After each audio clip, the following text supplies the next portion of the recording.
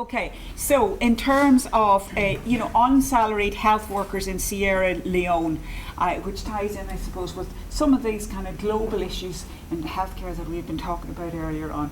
So, thank you, Ellen. I'm looking forward to hearing more about this. Yeah, thanks for this last study. It's not really any study results as such. I realise that everybody else is kind of presenting with perfectly finalised study results. I've chosen to kind of put myself out there and actually present what I'm going to be doing. I'm only just started this study. It was officially announced on Monday, but I've actually been working on this for the last 6 months. I'm starting a 4-year study looking at the unsalaried health workers in Sierra Leone. I've done some research in Sierra Leone in the past, so I'm building on some of my my previous experience, and I'll run you very quickly through what it is that we already know, what I already know, what I'm going to be looking at, and I'll be quick to be the last one, so we can all go home after this.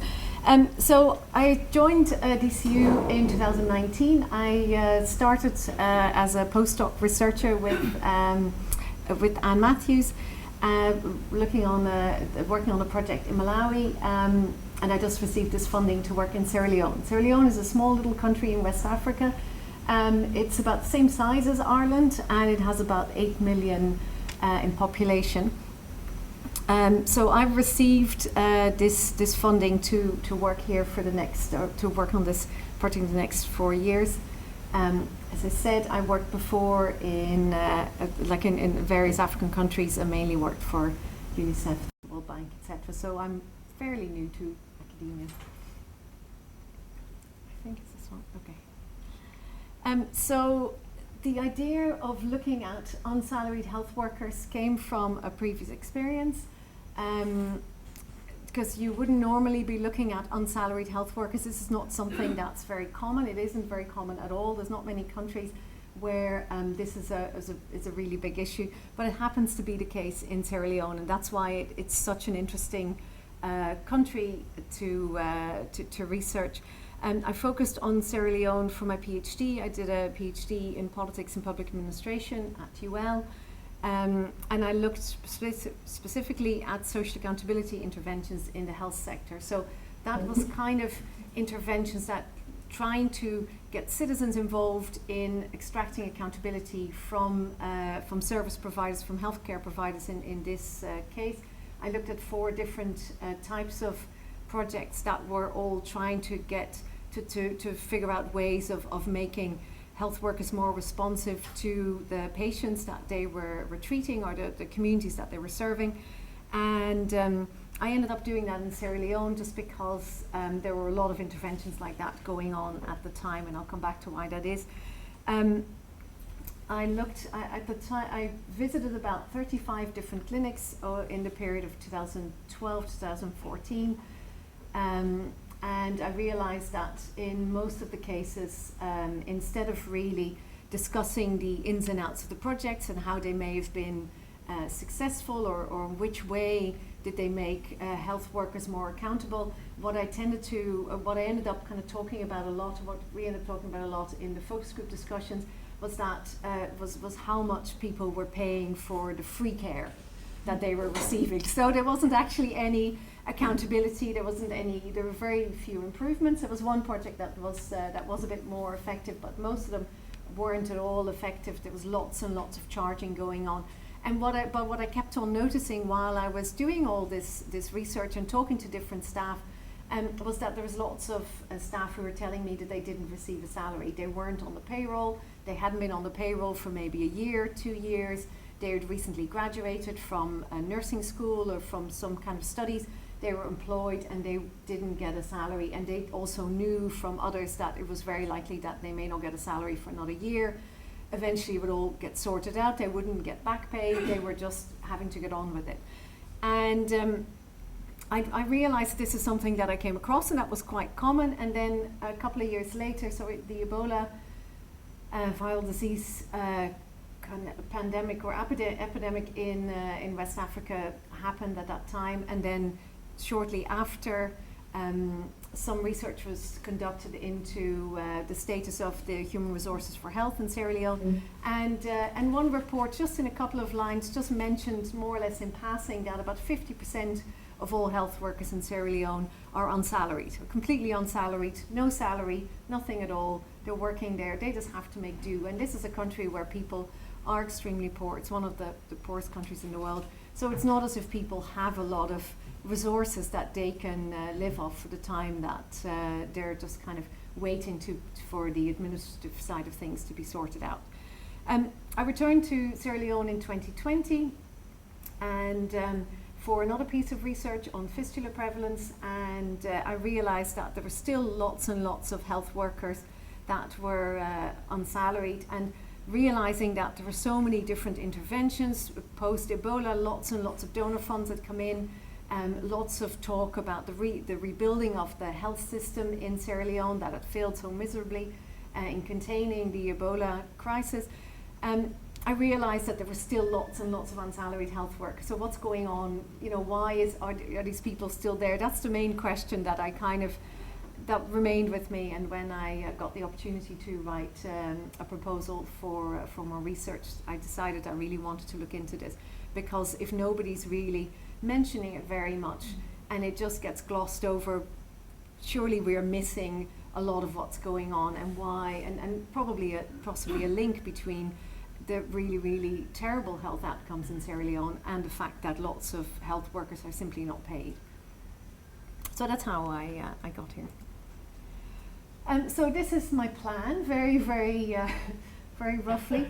So my plan is really for me to work on a literature review and the history of the human resources for health, do some field research, and also do a realist synthesis of literature on coping mechanisms of unpaid and underpaid health workers. So I think there's a lot to learn from how very low paid people working in the health sector in other countries, other low income countries may cope, and sort of to try and figure out what sort of behaviours I can expect. And in general, I think there's an awful lot to learn from very unique circumstances in which Sierra Leone's kind of health system was re-established since the civil war that ended in 2002. And then there's field research. A lot of this still needs to be worked out. I have a PhD student, Federico, who's here. He started yesterday. And the idea is that between the two of us, we look at the health worker perspective and the community and the patient perspective and combine these two. It's also really important to work with some research assistants that will come later on in our research to actually look at the data on the unsalaried health workers. And this is one thing that I found in previous experiences in Sierra Leone. You can go to the district health authorities in any of the districts in Sierra Leone, and if you ask somebody from human resources at that level, they will tell you how many salaried and how many unsalaried health workers they have. I mean, it may be a few out because they're never very accurate, there's very little checking, but it's quite phenomenal that kind of certainly at district level this kind of data is actually available. So hope to try and collect some of that data to actually kind of give a more up-to-date picture of what's happening right now, and to also be able to kind of put all our context in, all our findings into context in terms of how serious this situation is right now, given Ebola, given COVID, and given all of these various donor-funded interventions that have taken place in Sierra Leone. A very brief overview, all the things that happened in Sierra Leone. Sierra Leone was actually founded as a charitable location where freed slaves, mainly from the UK, were located in the 19th century. So that started in Freetown, in what's now the capital of Sierra Leone, before 1900. That sort of grew into a British protectorate. The British protectorate took the rest of the country, annexed the rest of the country more or less, and that eventually became Sierra Leone. As I said, currently about 8 million inhabitants and about the size of Ireland. Sierra Leone became independent in 1961 from, it was a British colony, And it was a peaceful, negotiated transfer of power, which was great in many ways. But the leadership very quickly deteriorated. The third Prime Minister, Shaka Stevens, was very corrupt. He declared the country a republic in 71 or in 68, and then became president himself in 71. He was extremely corrupt and bankrupted the country pretty much. A couple of years before the country ended up declaring a complete state of economic emergency. I think it's the only country in the world that's ever declared a state of economic emergency. And he stepped down, and he let somebody else kind of take the blame for this. But by the time in 1987 the state of economic emergency happened, the country was so bankrupted it was paying its civil servants with rice. The only thing they still had. So there was absolutely no investment at all in public services, and so there was very little healthcare, little education, little of anything to speak of, even throughout the 70s, the 80s, and then in 91, a small band of rebels crossed from Liberia, neighbouring Liberia, into Sierra Leone, and that unleashed a horrible civil war that lasted for 11 years. I think a lot of people probably remember the Sierra Leone Civil War because it was very, very brutal. A lot of young kids, children were engaged in it, lots of drug use, lots of hacking off of limbs. 50,000 people died, over 500,000 displaced, and lots of professionals left.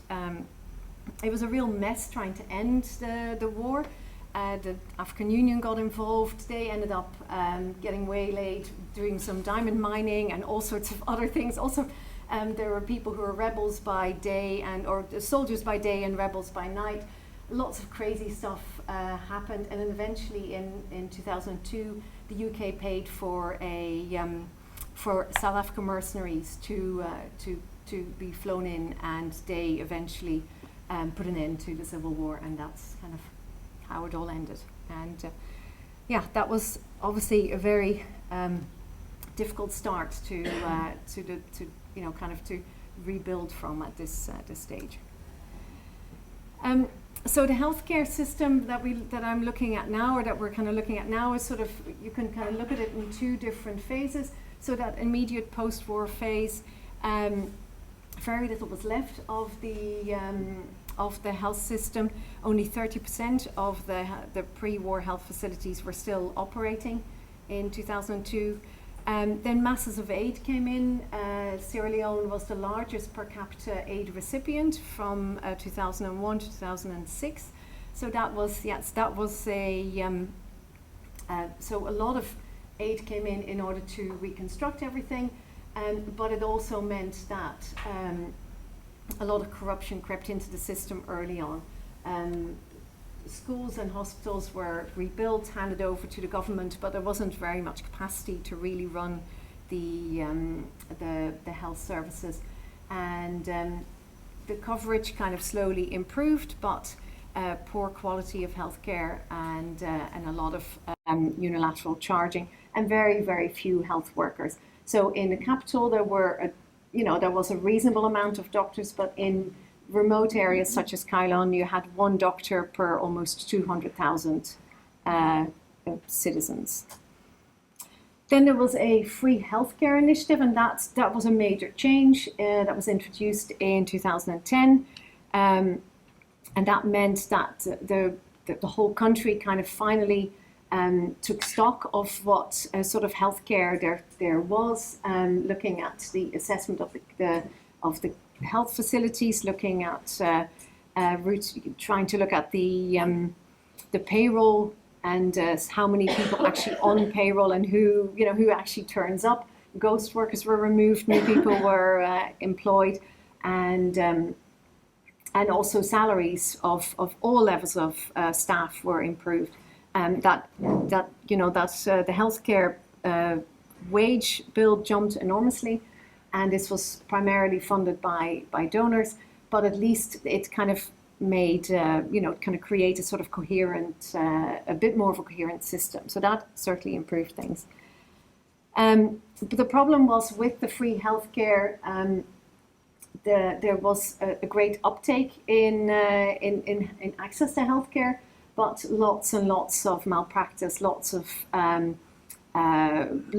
free medication that arrived was stolen, disappeared, or was sold instead of given out for free.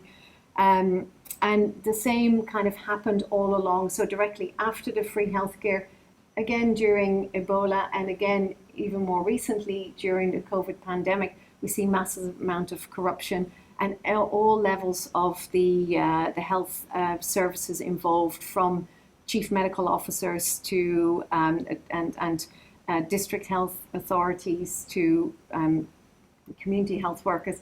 At every level, people are in such need and with so little oversight that corruption is everywhere in Sierra Leone, and that makes it really, really hard to have a proper health system in place. And that also, kind of is linked to the reason why there's so many unsalaried health workers, so many informal systems. And within that sort of space, I'm trying to see why this all links together and how we can change that. Just to, sorry, I don't know why that came, that was the Ebola picture. Just to end with this slide, I think it's important to research why there are so many unsalaried health workers, and what the origin is, and what the magnitude of the problem is, primarily because very few people know what the link is between unsalaried health workers and really, really terrible health outcomes. And just to end here, some of the statistics. Sierra Leone has a life expectancy of less than 55 years. If we just started today with an overview of Ireland's statistics, with a life expectancy of over 80 years on average between male and females, there's an awful lot to be done. And I think kind of understanding how payment of health workers links to health outcomes, as much as we all understand intuitively that this is clearly linked, it's important for us to build a picture and to actually advocate to address this issue. And that's what I'm hoping to do for the next few years. Thanks. There's some literature about it. Thanks. That's it. We're really looking forward to that. That's really interesting and much needed research. I don't know about everybody else, but my head is absolutely buzzing with all this stuff. I think our conference travelled so much today, from the national to the global to the local, to from biosciences through to social sciences, through public health, community health, marginalisation. There's just been so many areas that we've looked at today, and I've really enjoyed it, even though it's kind of a little bit stressful, couldn't always kind of pay attention to absolutely everything. But there's just so much that I've learned, certainly from our conference today. So thank you so much to everybody that took part, and people who presented, posters and all of that, and all, Justin and Patrick, in terms of technology.